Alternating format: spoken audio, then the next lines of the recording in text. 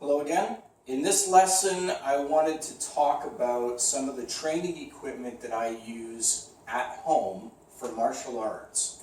So these are 3 machines that I built with my dad, and they each serve a different purpose. This was the first one that I ever built. I call that the Type 1.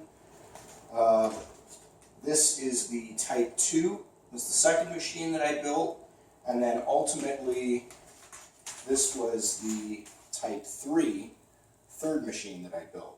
So there hasn't been anything built since this one here, but the idea behind these, the first machine was designed to be a board holder for breaking. So what we would use is 12 by 12, 1 inch thick pine boards. And that is what you will be getting for the breaking section when you do board breaking at my school. Same thing that I always used when I was at Chung Oh's school. 12 inch by 12 inch by 1 inch thick pine boards. That's what we break. This machine here was constructed as a very simple device to be able to lay the boards in, stack them on top of each other, and then whatever you happen to be doing for a break, you would come down and break the boards.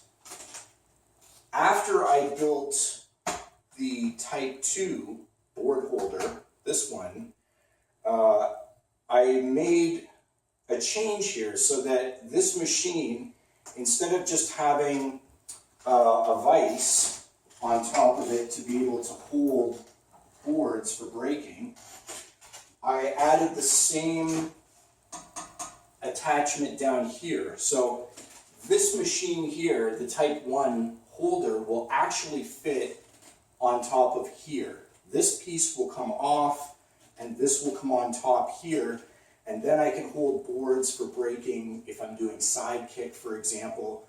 Some of the common heavy board breaking techniques, middle punch, you name it. I can do that. I can do those board breaking techniques by putting this machine on top of here and taking the vise attachment off. So it's not all that modular, it's not that easy to take off because I have to unscrew it. There's bolts and then I have to put the other one on, but it can be done. And of course, you can also break the boards this way. So I would also fasten boards into the machine like this, and then of course you can come around and do your board breaking this way. You would have to put weights again on top of the base to keep this thing in position.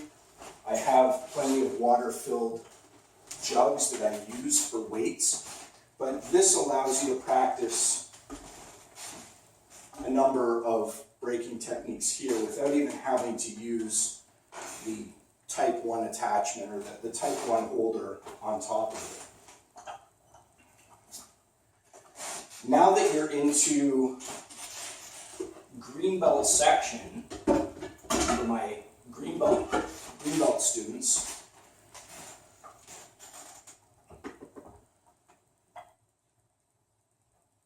this here is what is commonly known as an iron fist training board. So here you can see it's wrapped with a rope around here. This doesn't move out of the way. It's a wooden board, it's a rope. I've got the board going against the grain so the board is not going to break in here. I have the vise to hold it in place. And then from here, what you would do is you would punch this board and build up your hands, building up the knuckles to get them ready for punching. And similarly, you could build up the knife hand, same idea. You can come around and hit this thing. It's not going to break. The idea here is that this is not going to break. So you can hit this thing, and you can build up and condition, toughen up the hands to get them ready for board breaking. So if you've trained at any traditional martial arts school, somewhere at the school you will have probably seen something like this, either mounted on a wall or on a post, whatever it happens to be, they will probably have something like this around somewhere. And this was actually the, I want to say, beginner intermediate version for iron fist training. You can also get into tougher, heavier, more solid posts than this with tougher material to build up your hands even further. So, but that is what I commonly use this machine for, is the iron fist training board, that attachment. So if you look at this, I don't know how well this will show up on the camera, but all it is a board. Again, it's a 1-inch pine board. That's all I used here. And then I wrapped it with rope. And I made sure that, again, this special kind of twine type of rope here, and made sure that it was very tight so it's not going to come loose. It's going against the grain so it's not going to break. And that is very, very important for building up the striking tools. You need to hit something solid to build up those tools and condition them for breaking. And then finally, the Type 3 holder. The Type 3 holder is my pad holder. I use this to hold focus pads for training. So the focus pads go into the slots here. You can put them in at different heights and different angles. It's also height adjustable. So I don't know how well you can see this on the video, but it's also easily height adjustable, and I can pin it to different heights as required. I can add multiple pads. I can keep it to a single pad. But the point is that these are the focus racket pads, the ones that are commonly held by a partner in a club. And then this is foam padding underneath here.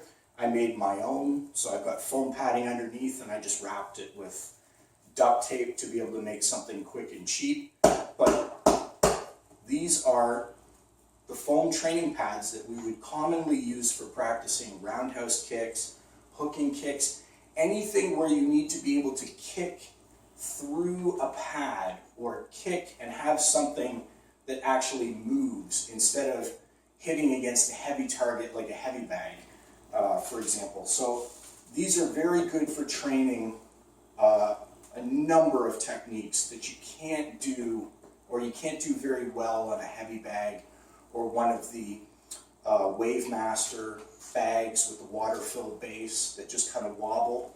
Those ones are good for certain types of techniques, but for others, you really need focus pads. And so this, in the absence of a partner to hold the pad, when I'm training on my own, I needed something that could hold the pad. So whether I've got it down low, whether I've got it up high, I can put multiple pads on here. I can practice pretty much any technique you can think of. I can practice it on here. So those are the machines that I made for my training. For green belt section, for my green belt and higher students, you're going to need to start using something to condition your hands and build them up, toughen them up, and also probably a heavy bag to toughen up your feet. And heavy bag will toughen up your hands and your feet, but you really need this later to toughen up the hands. So put this way over here. So those are the machines that I created. That's what I use for my training at home. And I know you can get some of these in the store. There are something equivalent to a couple of these available for purchase. This one I have a patent pending on. So whether or not it ever goes through or not, I don't know, but this is one that I'd like to actually be able to sell to interested students or people that have their own martial arts school as well. I'd like to be able to get this one made up in metal and be able to actually sell that one in large numbers. So anyway, that's it for this lesson. Until next time, thanks for watching.